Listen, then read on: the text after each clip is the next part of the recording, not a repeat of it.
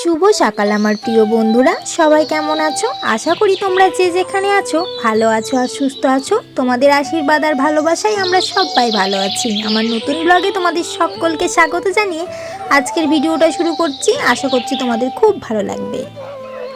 সবাই বন্ধুরা তোমরা কেমন আছো? সবাই ভালো আছে। আমার মায়ের আমার ঠাম্মার তো ছুটি করে ফেলেছি, বাড়ি চুরি করেছি। তোমরা কিছু বলতে পারো? তোমরা যদি তোমার ঠাম্মা যে চুরি করে ফেলো তাহলে আর কি বলা যাবে? আর তোমরা আমার মায়ের ভিডিওটা ভালো লাইক করে দেবে আর কমেন্টটা সাবস্ক্রাইব করে দেবে।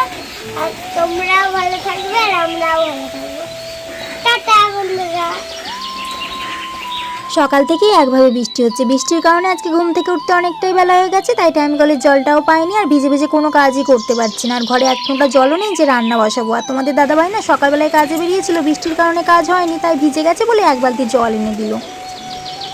মেঘের অবস্থা খুব একটা ভালো নয়, মনে হচ্ছে নিম্নচাপ উঠেছে। দুদিন ধরে ভালোই রোদ দিচ্ছিল, কাঠগুলো সব শুকিয়ে গেছিলো। এখন দেখো আচমকা বৃষ্টির কারণে শুকনো কাঠগুলো সব আমার ভিজে গেল। কিসে রান্না হবে জানি না।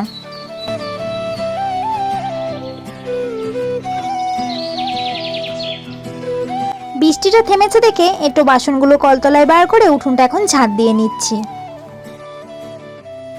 বৃষ্টির দিনে ছোট বাচ্চা নিয়ে এত অসুবিধা হয়, কাঁথা কম্বল কিচ্ছু কাচলে শুকোই না আর কাচতেও পারি না। সেই জন্য সব কিছু জড়ো করা আছে, কিছু কাচাও হচ্ছে না আর কিছু শুকোচ্ছেও না। আর ছোট বাপি তো কিছুতেই ঘরে একা একা থাকতে চাইছে না, একটু ঘোরার জন্য বায়না করছে। তোমরা যারা আমার প্রতিদিন ভিডিও দেখো, লাইক কমেন্ট শেয়ার করো, তোমাদের সকলকেই আমার তরফ থেকে অনেক অনেক ভালোবাসা। তোমরা এইভাবেই আমার পাশে থেকো, তাহলে আমি এগিয়ে যেতে পারবো। আজও আমি তোমাদের কমেন্টের রিপ্লাই দেব। লক্ষ্মী দিদিভাই একটা কমেন্ট করেছে, দিদিভাই আমি তোমার ভিডিও প্রতিদিন দেখি, আমার খুব ভালো লাগে। থ্যাংক ইউ দিদিভাই এত সুন্দর একটা কমেন্ট করার জন্য। একটা মেয়ে বিয়ের পর তখনই সুখী হয় যখন তার স্বামী তাকে বোঝে আর সব সময় ভালোবেসে আগলে রাখে। পরিবারের অন্য মানুষগুলো যেমনই হোক না কেন, স্বামী যদি ঠিক থাকে নুন পান্তা খেয়েও সুখী হওয়া যায়। এই পৃথিবীতে সবচেয়ে স্ট্রং তো সেই যে তার মনের ভেতরের দুঃখগুলো নিয়ে রাতে কাঁদে, কিন্তু সকালে আবার হাসি মুখে এমন আচরণ করে যে কিছুই হয়নি।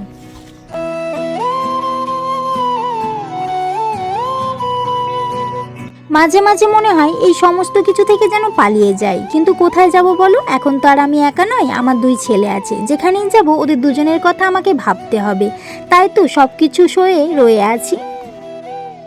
ভগবান আমাদের মেয়েদেরকে সহ্য ধৈর্য ক্ষমতাটা একটু বেশি দিয়েছে। এত কষ্ট সহ্য করার পর আবার সব ভুলে গিয়ে হাসি মুখে সমস্ত কাজ করি। মেয়েদের জীবনটা না বড়ই অদ্ভুত। মেনে নিতে নিতে আর মানিয়ে চলতে চলতেই জীবনটা শেষ। লোকে বলে মেয়েদের তো কোনো বাড়ি হয় না, বিয়ের আগে মা বাবার বাড়িতে থাকে আর বিয়ের পর স্বামীর বাড়িতে থাকে। কিন্তু আমার মতে কি বলে জানো তো, একটা মেয়ে যদি সংসারে না থাকে সংসারটা কিন্তু সম্পূর্ণ হয় না। তাই কোনো মেয়ে ছাড়া কোনো বাড়িই হয় না। বিয়ের পর সবাই জিজ্ঞেস করে মেয়েটি বাপের বাড়ি থেকে কি কি নিয়ে এসছে, কিন্তু এই কথাটা কেউ জানতে চায় না সে বাপের বাড়ি থেকে আসার সময় কি কি ছেড়ে এসেছে।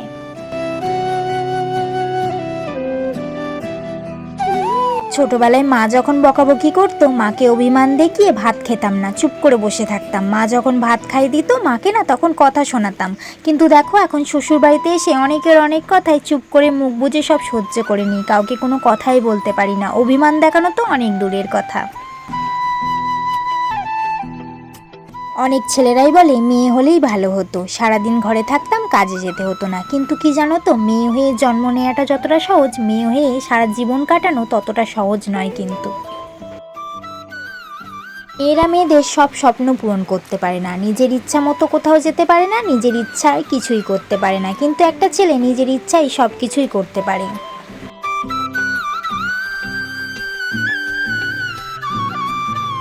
যেখানে একটা ছেলের শ্বশুর বাড়িতে গিয়ে দুদিন থাকতে খুব অসুবিধা হয়, সেখানে একটা মেয়েকে সারাটা জীবন তার শ্বশুর বাড়িতেই কাটিয়ে দিতে হয়।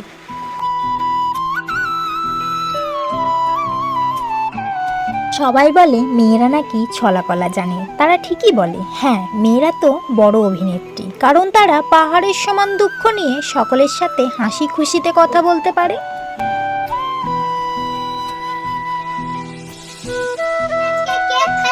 এখন বিকেলবেলা, ছোট বাপি শুয়ে শুয়ে খুব কান্না করছে বাইরে বেরোনোর জন্য, কিন্তু বৃষ্টি হচ্ছে, এখনো মেঘের অবস্থা খুবই খারাপ, মেঘটা কাটেনি। একভাবে বৃষ্টির কারণে ঘরের অবস্থা খুব খারাপ, আর দুয়ারটা তো টালি লাগানো আছে, তার জন্য টালি বেয়ে বেয়ে দেয়ালে জল পড়ছে। বড় বাপির দেখেছো, বদমাইশি শুরু হয়ে গেছে, একটুখানি বৃষ্টিটা যেমনি থেমেছে অমনি উঠোন নেমে পড়েছে।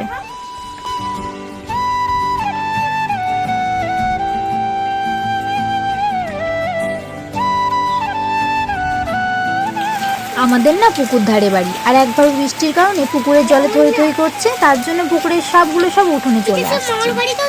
কিছুক্ষণ আগে একটা সাপ বেরিয়েছিল, তোমাদের দাদাভাই তাকে তাড়িয়ে দিল, আবার এই সাপটা বেরিয়েছে। এই সাপগুলো সেরকম কোনো বিষ নেই, খুব একটা ক্ষতি করে না, কিন্তু ঘরে ঢুকে গেলেই তো ভয়। এই সাপগুলোকে না আমরা জল ধরা সাপ বলি।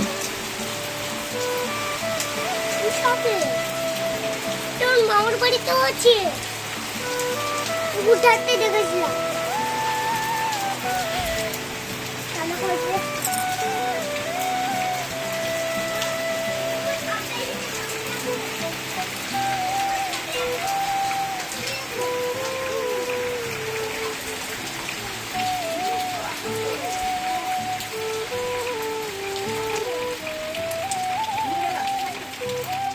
আজকে দুপুরে রান্না হয়েছে আলু ভাতে আর ডাল। আজকে না বেশি কিছু রান্না করতে পারিনি, সব কাঠ ভিজে গেছে, কিছুতেই রান্না হতে চাইছিল না, নুন তো জ্বলতেই চাইছিল না, তাই কষ্ট করে আলু ভাতে আর ডাল করেছি।